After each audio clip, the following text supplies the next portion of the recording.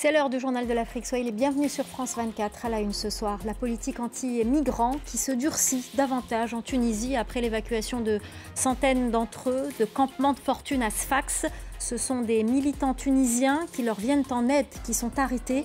On fera le point à Tunis dans ce journal. La loi sur le financement des partis politiques ratifiée en Afrique du Sud, une loi cruciale pour la transparence du processus électoral à 21 jours du scrutin. Nous serons au cap dans ce journal. Et puis le 8 mai 1945, en Algérie, les autorités commémorent les massacres de Sétif, Galma et Kharata, un dossier mémorial qui continue d'empoisonner les relations franco-algériennes. On en parle dans un instant avec l'historien spécialiste de l'Algérie, Fabrice Rispouti. La politique des autorités tunisiennes, toujours hostile aux migrants subsahariens. Les évacuations se sont poursuivies ces dernières semaines, notamment à Sfax, dans l'est du pays, et dans certains quartiers de la capitale. Une partie d'entre eux a même été amenée de force vers la frontière algérienne. Depuis lundi, plusieurs représentants d'associations venant en aide aux migrants ont été arrêtés et placés en garde à vue. La correspondance à Tunis de Lilia Blaise. Sadia Mosber, figure emblématique de la lutte antiraciste en Tunisie et présidente de l'association Mnemti qui combat les discriminations raciales, a été arrêtée depuis ce lundi, placée en garde à vue et son domicile perquisitionné. Un autre membre de l'association a également été arrêté et placé en garde à vue. Officiellement, ils sont soupçonnés de blanchiment d'argent, mais ces arrestations se déroulent dans un contexte bien particulier où plusieurs associations qui viennent en aide aux migrants sont dans le viseur des autorités.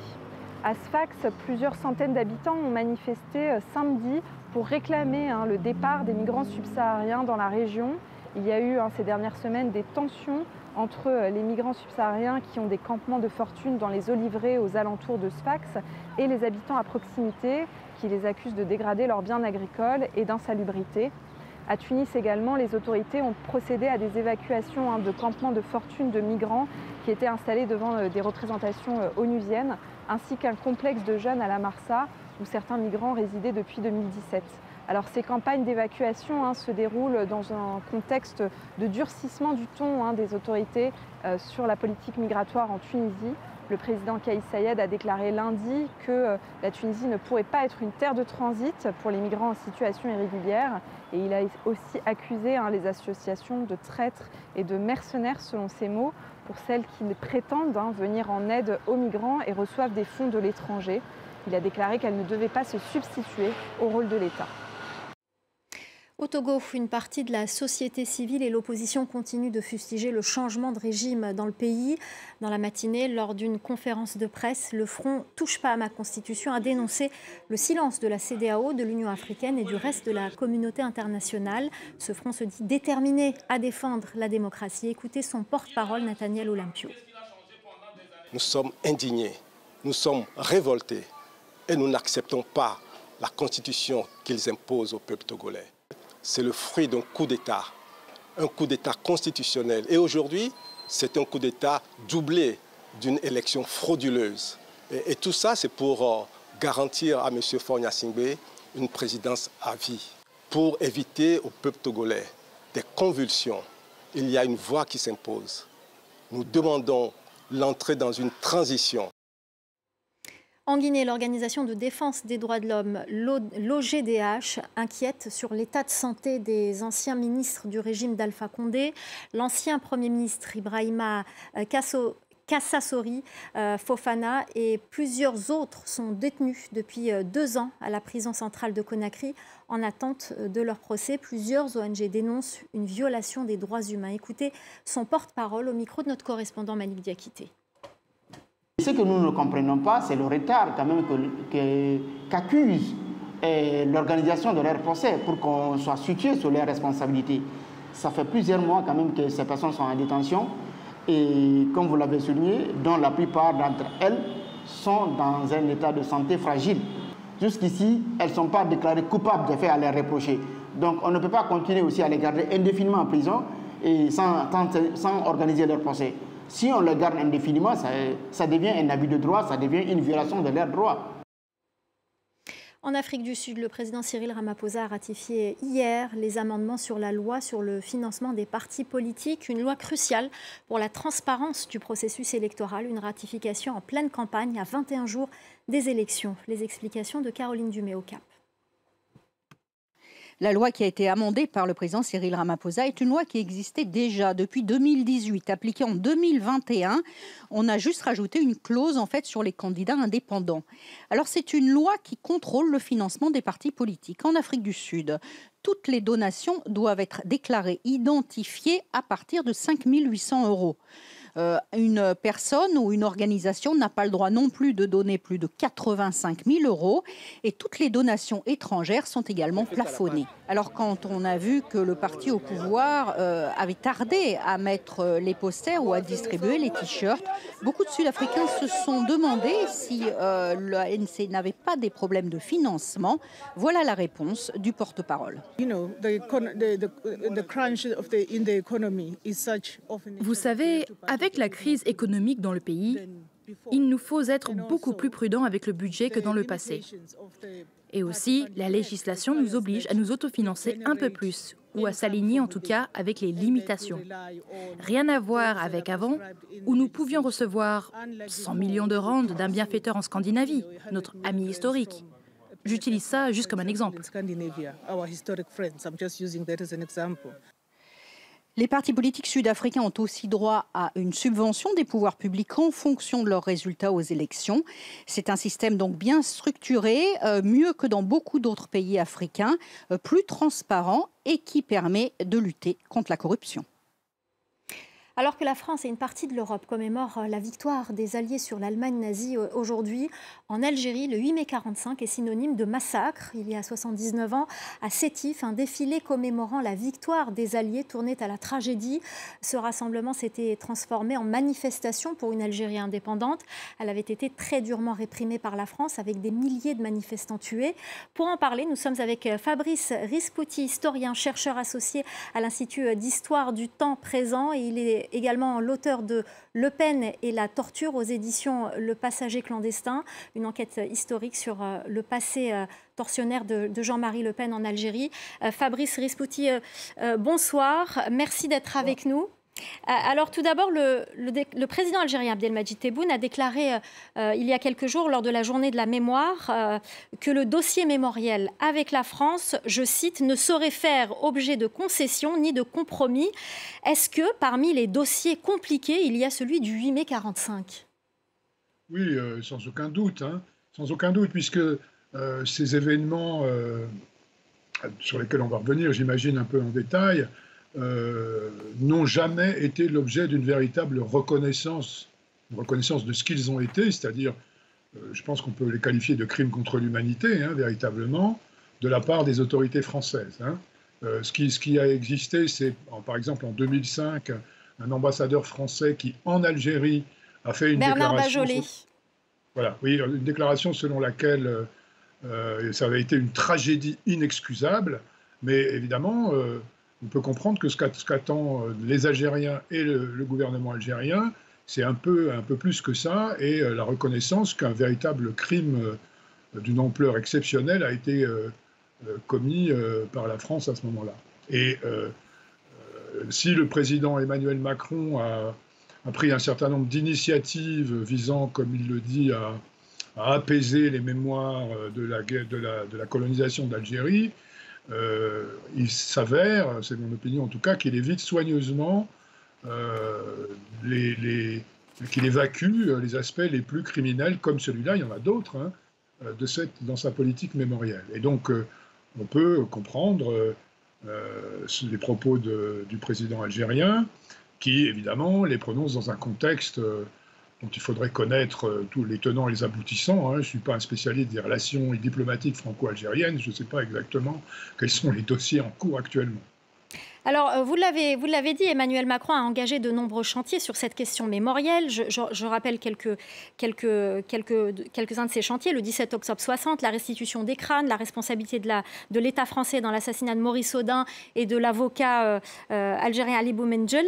Et pourquoi ça coince quand il s'agit de ce dossier du mai 45? Ça coince parce qu'il s'agit d'un chapitre particulièrement honteux de l'activité de la France en Algérie coloniale, et que je vous rappelle qu'en France, au moment où celui qui donne l'ordre à l'armée française d'aller bombarder les villages et de massacrer les civils par milliers, c'est ni plus ni moins que le général de Gaulle. Donc, quand le président Macron fait une reconnaissance partielle de ce qui s'est passé le 17 octobre 61, il peut incriminer Maurice Papon, qui est une sorte de fusible mémoriel idéal, puisqu'il a été condamné lui-même pour complicité de crimes contre l'humanité sous Vichy. Mais là, il s'agit de quelque chose d'une toute autre ampleur et qui a des implications bien plus importantes. Et à mon avis, politiquement, ce genre de reconnaissance aujourd'hui n'est pas possible parce que ça susciterait la colère de ceux qui veulent croire en une histoire de la République française immaculée, toujours irréprochable. Alors, il y a entre autres une bataille des chiffres. L'Algérie parle de 45 000 morts. La France évoque un chiffre entre 6 000 et 8 000 victimes. Il y a eu aussi des victimes européennes, puisqu'il y a eu des représailles. Il y a eu 102 Européens qui ont été tués, et ce chiffre n'est pas contesté. Il est très précis. Pourquoi il y a cette bataille des chiffres concernant les Algériens? Effectivement, le nombre de morts européens est extrêmement bien connu. C'est effectivement au total, pour une période de plusieurs semaines, à la fois à Sétif et à Guelma, 102 morts.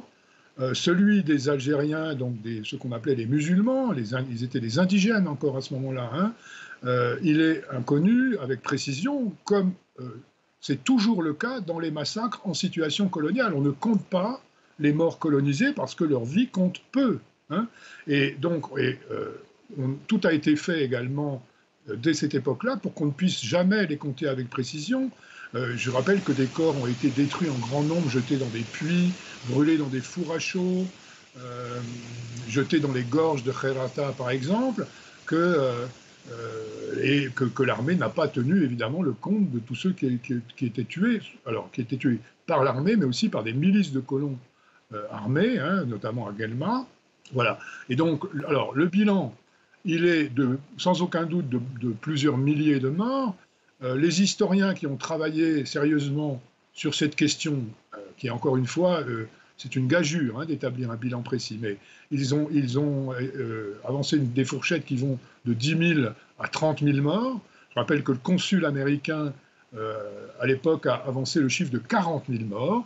Et effectivement, le gouvernement algérien a un chiffre officiel qui est de 45 000 morts. Mais si je puis me permettre, peu importe.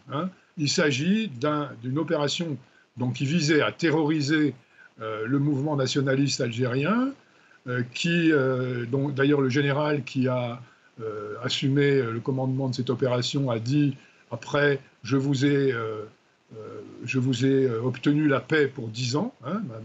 Voilà. Il s'est trompé de très peu, puisque moins de 10 ans après, les militants nationalistes algériens qui ont compris avec ces massacres que la France ne céderait jamais, ne céderait jamais de façon à une pression pacifique, ont décidé d'engager la lutte armée et de déclencher donc l'insurrection, celle du FLN en 1954. Merci beaucoup. Vous avez parlé du consul américain. Il y a aussi un journaliste américain du New York Times qui était sur place et couvert ces événements. Il s'agit de Landrum Bolling. Il avait écrit de nombreux articles sur le New York Times, des articles très intéressants que je recommande. Merci beaucoup, Fabrice Rispouti. Je rappelle aussi le titre de votre livre, Le Pen et la torture, aux éditions Passagers clandestins. Je rappelle que vous co-animez également avec l'historienne Malika Rahal le projet 1000 autres sur les disparitions forcées, la torture et les exécutions sommaires durant la bataille d'Alger. Merci beaucoup d'avoir répondu à nos questions. C'est la fin du Journal de l'Afrique. Restez avec nous. L'info continue sur France 24.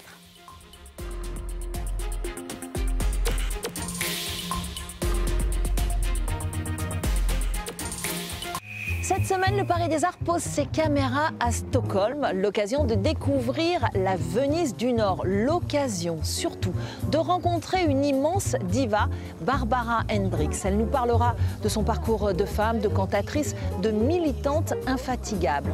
Cette élection au mois de juin, il faut voter surtout pour l'égalité des femmes, parce que quand les femmes gagnent, toute la famille gagne, tout le pays gagne. Cette élection est très importante. Et puis une rencontre au fourneau avec Peter Nilsson qui nous fera saliver avec la gastronomie suédoise. Ça sent bon. Merci. C'est déjà pas mal, merci. Merci. Le Paris des Arts, émission spéciale à Stockholm, à ne surtout pas manquer.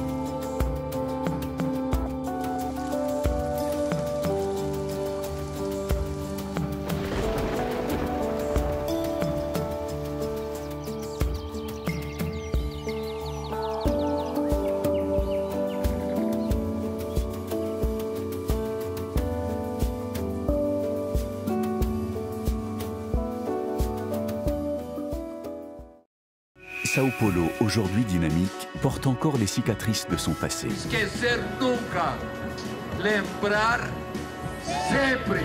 Dans ce bâtiment, des milliers de prisonniers ont été torturés. 50 n'en sont jamais sortis.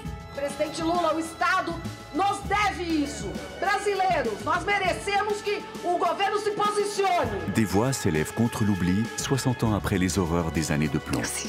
Des voix qui refusent de se taire, des mémoires qui réclament justice. Le Centre de préservation de la mémoire politique, un lieu de souvenir et d'avertissement. Se você não olha o seu passado, você corre o perigo de repeti-lo. Un passé contesté, une enquête continue pour la vérité et la justice. Brésil, les années de plomb. C'est sur France 24 et France24.com.